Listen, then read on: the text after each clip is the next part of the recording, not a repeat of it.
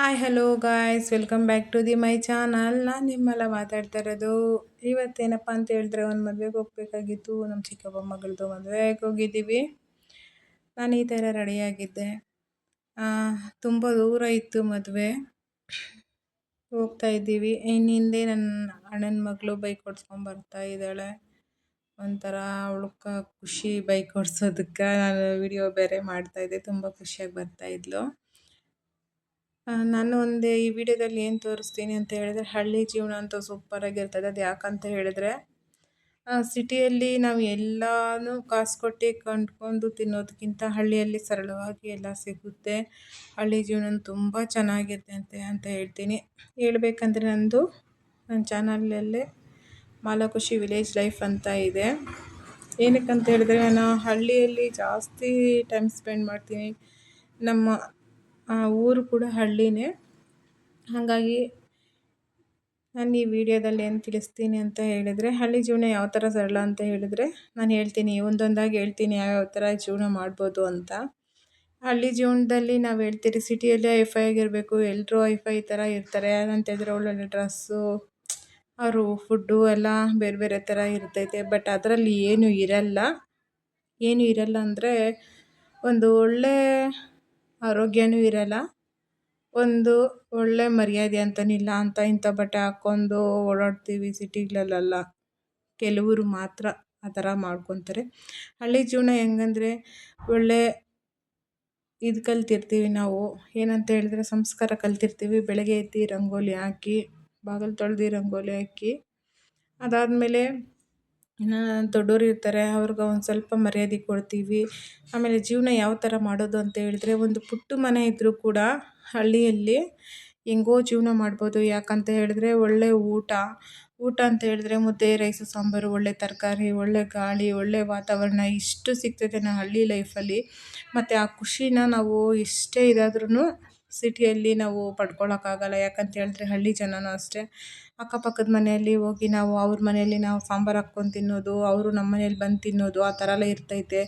ಮತ್ತು ಸಿಟಿಗಳಲ್ಲೇ ಆ ಥರ ಇರಲ್ಲ. ಒಬ್ಬರ ಮನೆಗೆ ಒಬ್ಬರು ಹೋಗಲ್ಲ, ಒಬ್ರ ಹತ್ರ ಒಬ್ಬರು ಮಾತಾಡಲ್ಲ, ಒಬ್ಬರು ಮನ್ಸು ಬಿಚ್ಚಿ ಮಾತಾಡೋಕ್ಕಲ್ಲ, ಒಬ್ರ ಹತ್ರ ಏನು ಕೇಳೋಕ್ಕೂ ಆಗೋಲ್ಲ. ಹಾಗಾಗಿ ಹಳ್ಳಿ ಜೀವನ ಸೂಪರ್ ಅಂತ ಹೇಳ್ತೀನಿ ನಾನು. ಅದೊಂದಕ್ಕೆ ಅಂತ ಅಲ್ಲ, ಒಂದಿಷ್ಟು ಜಾಗ ಇದ್ದರೆ ನಾವು ತೋಟ ವ್ಯವಸಾಯ ಮಾಡ್ಕೊಂಡು ಬದುಕ್ಬೋದು. ಬಟ್ ಸಿಟಿಯಲ್ಲಿ ಹಂಗೆ ಆಗಲ್ಲ. ಯಾಕಂತ ಹೇಳಿದ್ರೆ ನಾವಿಲ್ಲಿ ಬಾಡಿಗೆ ಕಟ್ಕೊಂಡು ಜೀವನ ಮಾಡೋದೇ ತುಂಬ ದೊಡ್ಡದಿರ್ತೈತೆ. ನಮ್ಮ ಮಕ್ಕಳನ್ನ ಓದ್ಸೋಕ್ಕೆ ದುಡ್ಡು ಮಾಡಬೇಕು. ಮತ್ತು ತಿಂಗಳ ಬರೋಷ್ಟರೊಳಗೆ ಹಾಲು ಬಿಲ್ಲು, ಕೇಬಲ್ ಬಿಲ್ಲು, ನೀರು ಬಿಲ್ಲು, ಮತ್ತು ಬಾಡಿಗೆ ಇಷ್ಟನ್ನು ಕಟ್ಟಬೇಕು. ಇನ್ನೊಂದಷ್ಟು EMIಗಳು ಅವು ಇವು ಅಂತ ಇರ್ತವೆ. ಆ ಜೀವನಕ್ಕಿಂತ ಹೇಳಬೇಕು ಅಂತ ಹೇಳಿದ್ರೆ ನಮ್ಮ ಹಳ್ಳಿ ಜೀವನನೇ ಸೂಪರ್ ಅಂತ ಹೇಳ್ಬೋದು. ಯಾಕಂತ ಹೇಳಿದ್ರೆ ಇಷ್ಟು ಬೆನಿಫಿಟ್ಸ್ ಇದೆ. ಮತ್ತು ಹಳ್ಳಿಯಲ್ಲಿ ಹೊಲ್ದ ಕೆಲ್ಸಕ್ಕೆ ಹೋದರೆ ಸೊಪ್ಪು ಕಿತ್ಕೊಂಬರ್ತೀವಿ, ತರಕಾರಿ ಕೊಡ್ತಾರೆ, ಎಲ್ಲ ಅದರಲ್ಲೇ ಜೀವನ ನಡ್ಕೊಂಡು ಹೋಗ್ತಾ ಇರ್ತೈತೆ. ಮತ್ತು ಹಾಲು ವ್ಯಾಪಾರ ಮಾಡೋಂಗಿದ್ರೆ ಮನೇಲಿ ಹಾಲು, ಮೊಸರು, ಬೆಣ್ಣೆ, ತುಪ್ಪ ಅಷ್ಟು ಮನೆಗೆ ಖರ್ಚಕ್ಕಂತ ಇಟ್ಕೊಂಡು ಹಾಲು, ಮೊಸರು, ಬೆಣ್ಣೆ ಎಲ್ಲ ಉಪಯೋಗಿಸ್ಕೊಂಡು, ಮತ್ತು ಡೈರಿ ಹಾಲು ಹಾಕ್ತೀವಿ, ಅದರಿಂದ ಒಂದಷ್ಟು ದುಡ್ಡು ಮಾಡ್ಕೊಬೋದು.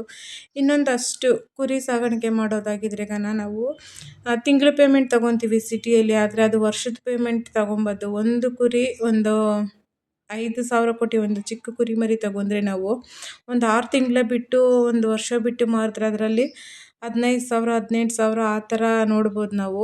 ಅದಂತೂ ತುಂಬ ಖುಷಿ ಇದೆ. ಮತ್ತು ಇವತ್ತು ನಾನು ಅಕ್ಕ ಮನೆಗೆ ಬಂದಿದ್ದೆ ಸಂಜೆ ಮದುವೆ ಮುಗಿಸ್ಕೊಂಡಾಗೆ. ನೋಡ್ತಾ ಇರ್ಬೋದು ಬೆಳ್ದಿಂಗ್ಳ ಊಟ, ಆಚೆ ಕೂತ್ಕೊಂಡು ಊಟ ತಿನ್ನೋದು ನೋಡಿದ್ರೆ ನಂಗೆ ಸಖತ್ತು ಖುಷಿ. ತುಂಬ ಖುಷಿ ಆಯಿತು. ಈ ಥರ ಖುಷಿಪಟ್ಟು ನಾನು ತುಂಬ ವರ್ಷಗಳೇ ಆಗಿತ್ತು. ಚಂದ್ರನ ನೋಡ್ಕೊಂಡು ಕೆಳಗಡೆ ಊಟ ಮಾಡ್ತಾ ಇರೋದು ನೋಡಿದ್ರೆ ನಮ್ಮ ಅಮ್ಮನ ನೆನಪಾಯಿತು. ನಂಗೆ ತುಂಬ ಖುಷಿ ಆಯಿತು. ಊಟ ತಿಂದಿದ್ದಾದಮೇಲೆ ಸ್ವಲ್ಪ ಹೂವು ಕಟ್ಕೊಂಡು ಹಾಗೆ ಎಲೆ ಹಾಕ್ಕೋಬೇಕಂದ್ರೆ ಎಲೆ ಈ ಥರ ಶೇಪಲ್ಲಿತ್ತು. ತುಂಬ ಚೆನ್ನಾಗಿತ್ತು ಎಲೆ ಮಾತ್ರ. ಆದರೆ ಹಾಕ್ಕೊಳಕ್ಕೆ ಮನ್ಸು ಬಂದಿಲ್ಲ. ನನಗೆ ಹಳ್ಳಿ ಜೀವನ ಅಂದರೆ ತುಂಬ ಇಷ್ಟ. ನಮ್ಮ ಅಕ್ಕ ಬಂದು ಹೊಸೂರಲ್ಲಿರೋದು, ಹಂಗಾಗಿ ಬಂದಿದ್ದೀವಿ ಅಕ್ಕ ಮನೆಗೆ. ಇನ್ನು ಬೆಳಗ್ಗೆನೇ ನಮ್ಮ ಮಾವ, ನಮ್ಮ ದೊಡ್ಡಕ್ಕ ಯಜಮಾನ್ರು ಮತ್ತು ಅವ್ರ ಮಗ ಬಂದಿದ್ದರು. ಅವರು ಕೂಡ ಬಂದು ಚಿಕ್ಕಕ್ಕ ಮನೆಗೆ ಹೋದ್ವು. ಒಂಥರ ಖುಷಿ ಇತ್ತು. ನನಗೂ ತುಂಬ ದಿವಸ ಆಯಿತು ಈ ಥರ ಖುಷಿಪಟ್ಟು.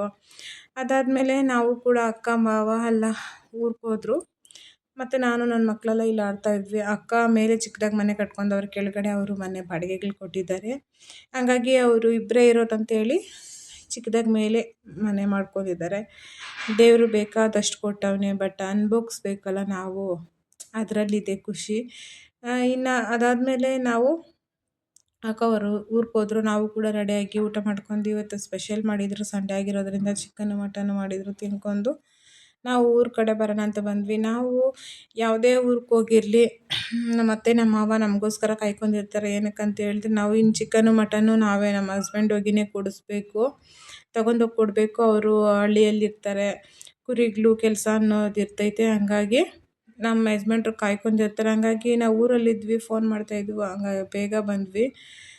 ನಾವು ಎಲ್ಲೋದ್ರೂ ಅಷ್ಟೇ ಭಾನುವಾರ ಆಲ್ಟ್ ಇರೋಕ್ಕಾಗಲ್ಲ. ಯಾಕಂತ ಹೇಳಿದ್ರೆ ನಮ್ಮ ಅತ್ತೆ ನಮ್ಮ ಮಾವ ಅವ್ರು ನೋಡ್ಕೊಬೇಕಲ್ಲ, ಅದಕ್ಕಾಗಿ ಬಂದುಬಿಡ್ತೀವಿ. ಅದು ಬಂದಿದ್ದಾದ್ಮೇಲೆ ನಮ್ಮ ಅತ್ತೆ ವೆಯ್ಟಿಂಗ್ ಮಾಡ್ಕೊಂಡಿದ್ರು.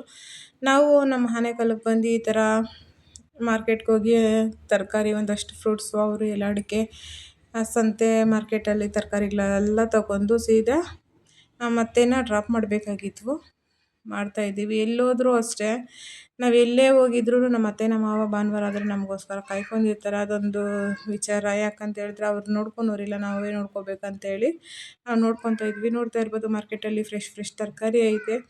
ಹಾಗೆ ಖುಷಿ ಆಯ್ತೈತೆ. ನನಗೆ ಮಾರ್ಕೆಟಿಗೆ ಬಂದರೆ ತುಂಬ ಖುಷಿ. ಅದಾದಮೇಲೆ ಸ್ವಲ್ಪ ಊರಿಂದ ಹುಣ್ಸೆಹಣ್ಣು ತಂದಿದ್ವಿ. ಆ ಹುಣ್ಸೆಹಣ್ಣೆಲ್ಲ ಬಿಡಿಸಿ ಎತ್ತಿಟ್ಕೊಂಡಿದ್ವಿ. ಇವತ್ತಿನ ಬ್ಲಾಗ್ ಇಷ್ಟ ಆಗಿತ್ತು. ಇನ್ನಷ್ಟು ವೀಡಿಯೋಗಳಿಗಾಗಿ ನನ್ನ ಚಾನಲ್ಗೆ ಸಬ್ಸ್ಕ್ರೈಬ್ ಮಾಡ್ಕೊಳ್ಳಿ, ಹಾಗೆ ಬೆಲ್ ಬಟನ್ ಒತ್ತೋದು ಮರಿಬೇಡಿ. ಇಷ್ಟ ಆಗಿದೆ ಒಂದು ಲೈಕು, ಶೇರು, ಕಮೆಂಟ್ ಮಾಡೋದು ಮಾತ್ರ ಮರಿಬೇಡಿ. Thank you for watching. Love you all. Next ಬ್ಲಾಗಲ್ಲಿ ಸಿಗ್ತೀನಿ. ನಿಮಗೂ ಇಷ್ಟ ಆಗಿರ್ಬೋದು ಹಳ್ಳಿ ಜೀವನ ಯಾವ ಥರ ಏನು ಅಂತ ಹೇಳಿದ್ರೆ ನನ್ನ ಎಲ್ಲ ವೀಡಿಯೋನೂ ನೋಡಿ ಗೊತ್ತಾಗುತ್ತೆ. Bye friends.